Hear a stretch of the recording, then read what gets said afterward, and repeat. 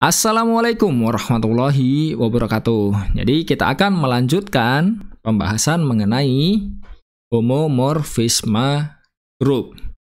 Jadi di video sebelumnya kita sudah membahas mengenai motivasi dari homomorfisme grup.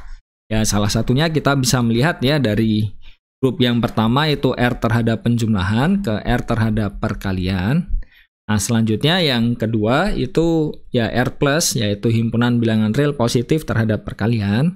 Nah, kita bisa membuat ya fungsi ya di situ ya, yaitu fx sama dengan E pangkat X, dan itu spesial karena ya mengawetkan operasi.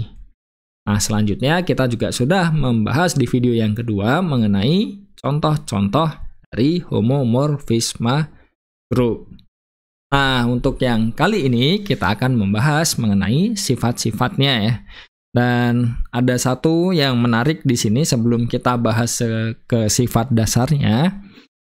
Jadi, ada konsep homomorfisme natural. Jadi, homomorfisme alami itu dapat dikatakan salah satu contoh dari homomorfisme ya. Karena kita kan punya ini. Misalkan kita punya suatu grup, terus misalkan di dalamnya ada subgrup normal, kan? Nah, kita bisa membentuk grup faktor di sini. Jadi secara alami kita bisa membentuk homomorfisme grup dari grupnya ke G per N ini. Nah, kita ingat-ingat lagi ya, G track N ini isinya apa saja. Intinya kan kelas-kelas ekuivalensi ya di sini ya. Jadi isinya Gn. Jadi kan kalau kita punya G-nya satu himpunan, terus kan seperti kita punya terpartisi kan di situ kan.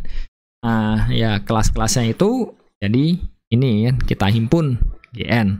Dan kalau N-nya normal kan mau Gn, Ng ya sama saja kan. Nah, operasinya kita sudah bahas sebelumnya tentang subgrup normal ya. Dan grup faktor tentunya. Nah, kita punya operasinya bentuknya seperti ini. Jadi, kelas yang pertama dioperasikan dengan kelas yang kedua. Nah, kita operasikan dulu elemen untuk yang representasi kelasnya tadi ya, G1, G2. Nah, terus kita lihat dia masuk ke kelas yang mana. Nah, pertanyaannya adalah, apakah selalu dapat dibuat homomorfisme dari G ke G per N? Karena kan ya kita bisa melihat ya dengan jelas di situ pembentukan G track N itu ya dari G dan tentunya subgrup N ya, subgrup normal ya. Jadi kan ya pasti ada hubungannya antara keduanya kan. Jadi kalau kita melihat seperti ini ya, G1 G2 terus di sini. Nah, yang terakhir ini kita bisa melihat kan di situ kan. Kita bisa mengoperasikan dulu dua elemennya, baru diambil kosetnya, hasilnya akan sama dengan masing-masing dicari kosetnya dulu, baru dioperasikan. Artinya apa? Ya kita bisa mendefinisikan suatu homomorfisme, yaitu ya ini ya, dari G ke G track N, nah G ini dipetakan ke Gn. Dan ini selalu homomorfisme untuk grup apapun dan untuk ya subgrup normal apapun di G. Oke. Jadi ini kan sama ya seperti yang di awal itu. Ya kan, setiap kita mendefinisikan sesuatu, ya apakah ada yang trivial di situ kan. Jadi contohnya ketika kita belajar tentang subgrup, ya kan? Nah, apakah setiap grup itu punya subgrup? Oh, ada. Ya, setidak-tidaknya yang elemen netral, yang singleton isinya elemen netral, dan dia sendiri. Nah, ini juga sama. Kalau kita punya grup, terus lebih khusus kita punya subgrup normal N, nah, apakah kita bisa membuat homomorfisme di situ? Ya, selalu. Dan kita sebut dengan homomorfisme natural. Karena ya sangat ini ya, sangat jelas sekali ya cara kita untuk mendefinisikan home-nya kan di sini kan. Ya kita petakan saja ke Gn. Dan ini tentunya tidak hanya berhenti sampai sini ya, nantinya juga dipakai. Jadi homomorfisme ini yang kita sebut dengan homomorfisme natural ya, sekali lagi. Nah, balik lagi ke homomorfisme grup, ya kan? Jadi kita akan membahas beberapa sifat dasarnya saja. Jadi sifat yang masih elementer ya di sini ya, bukan sifat yang sudah complicated. Dan langsung bisa kita lihat dari definisinya. Nah, kita tahu dari definisi homomorfisme grup, ya kan homomorfisme grup itu adalah suatu fungsi kan. Jadi start awalnya kita punya fungsi ditambah satu aksioma kan, dia harus memenuhi ini, yaitu sifat mengawetkan hasil operasi. Nah, dari teorema itu kan ya otomatis yang diawetkan apa saja kan? Ya otomatis dia juga mengawetkan elemen netral, inversnya juga, dan juga pangkatnya kan. Dalam artian ya kita punya teorema seperti ini ya. Jadi kalau misalkan kita punya F-nya itu homomorfisme grup dari G ke G aksen, kita punya elemen netral di G akan dipetakan ke elemen netral di G aksen. Ya contohnya seperti ketika kita buat ini ya, yang dimotivasi awal saja lah, yang paling mudah ya. Kita punya Fx sama dengan E pangkat X, ya kan? Terhadap penjumlahan, ya kita punya elemen netralnya 0 kan?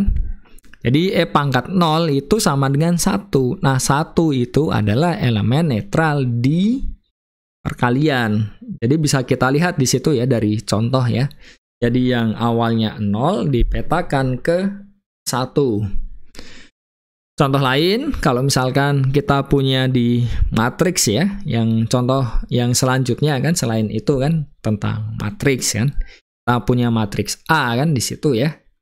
Jadi ya apapun A-nya nanti ya kan, kita punya yang pertama itu kan grupnya terhadap penjumlahan, tapi di vektor yang ini ya, di contoh kita kembali ke yang sinilah.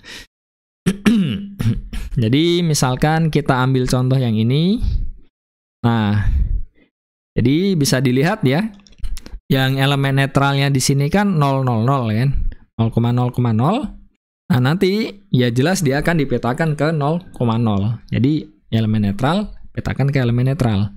Terus yang di sini contoh lain, ini kan 0-nya sebanyak n, nanti ya pasti dipetakan ke 0-nya sebanyak m. Contoh lain di sini determinannya, kalau dia kita punya ini ya terhadap perkalian ya, berarti kan apa di situ?